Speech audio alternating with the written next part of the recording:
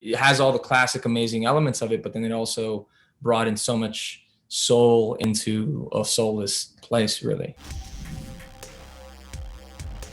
This movie was awesome, though, from start to finish. I was just completely hooked. Danny, I'll start with you. What drew you most in when you read the script? You're like, I'm in. What was that moment? I think it was so much of, well, first of all the surprises, the twists, the turns, and but most importantly, like the depth of character and the layers that it really required, and knowing that all six of us really that we stood in each other's way. Everyone stood in everyone's way to get what they wanted, and only one person was going to walk out of there truly able to accomplish their goal, whatever that might be. But it was just everything hinged on the other. So the performance element of it was always had to be this free-flowing thing where what everyone did directly affected you, who you are as a person. It was a beautiful kind of like everything was tied together kind of a piece of art that I was just really inclined and excited, especially after I talked to Damien about it and how much emphasis he put on layering these characters and making them real and empathizing with them. And it wasn't just this like stereotypical kind of thriller. It has all the classic amazing elements of it, but then it also brought in so much soul into a soulless place, really. It's like a tangled ball of yarn, and once you start pulling on that thread, just the whole movie just unravels so wonderfully. Whodunit meets thriller. David, I take it you're not much like Lars, but how do you describe him, and do you relate to him in any way? I do relate to Lars in a way that in my life, we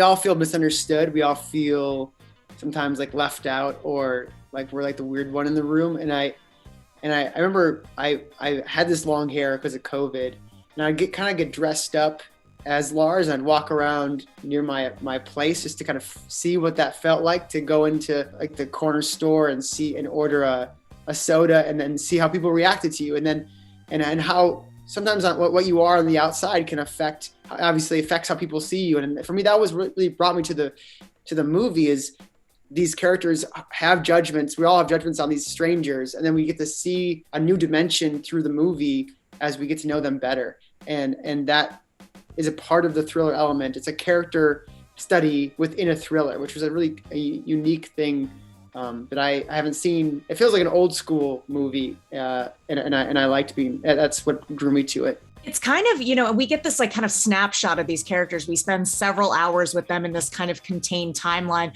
So how much did you guys talk to Damien or whoever about what their backstories are, or kind of their origin stories before going into when we meet them? There all the time. I think that was a really exciting part that made it feel like we were creating a full, nuanced human being. And then just plopping them in David, what he calls is a snow globe from hell. Was it snow globe? Yeah. Yeah. I was gonna say a snowball from hell. No, a snow globe. But it was beautiful to like just sit and talk with Damien and everyone honestly together in table reads and different forms where we just really dissected the scenes to try to find out where we could build this history that is essentially going to affect the rest of the film and how everything goes down. And it gives you said a whodunit. I was also like, when I looked into it, it felt like a why done it. Like, why is everyone here? Like, what's brought them to this? And history of each individual character was incredibly important. So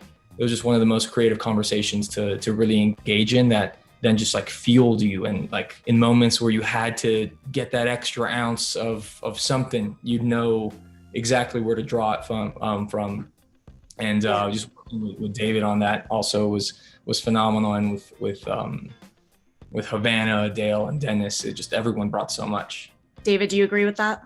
Yeah, and we'd even improvise scenes that weren't in the movie. Like if we were like had some time, just not to give any spoilers, but just to feel like how we all got there. We shot the movie sequentially through. Which is very rare, but so all the memories of every day were in that space still when we go back to it. But then like the why we got there, I mean, also like why our characters are doing what they're doing. I mean, we had so many discussions just on, I keep saying this, but it's hard to talk about this movie. But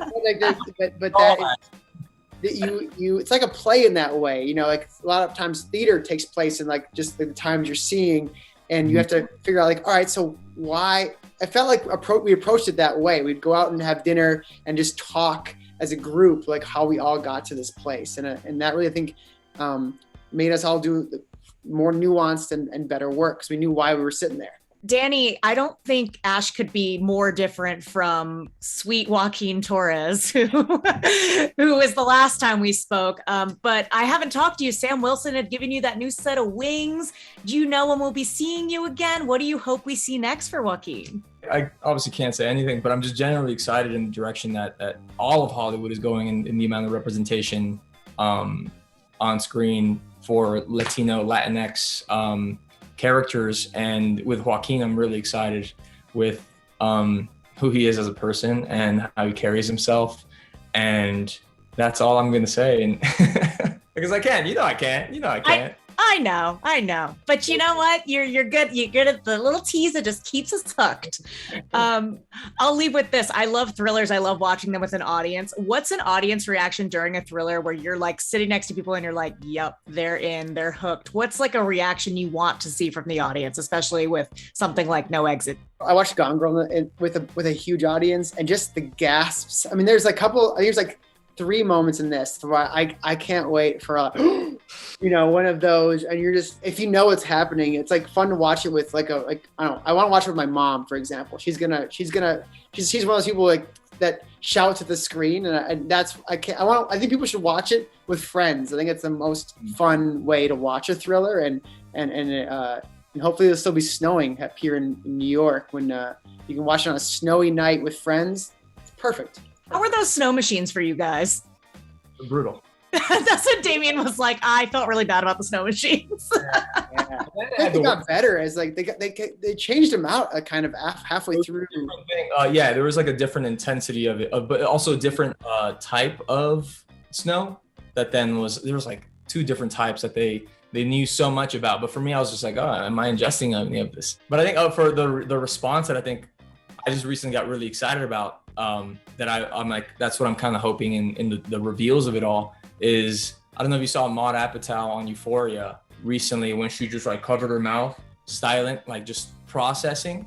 It was just one of the most like viscerally real things, as like, I don't want to spoil their show either, but it was just like, I love Maude. So it was just like seeing her, like her response was so true to who she is that I was like, if that's what everyone does in this movie several times, it's like just even the quiet, like, of just shock and awe. Yeah, or maybe some hand grippings too, like by like whoever they're watching it with. I like that hand a little purple.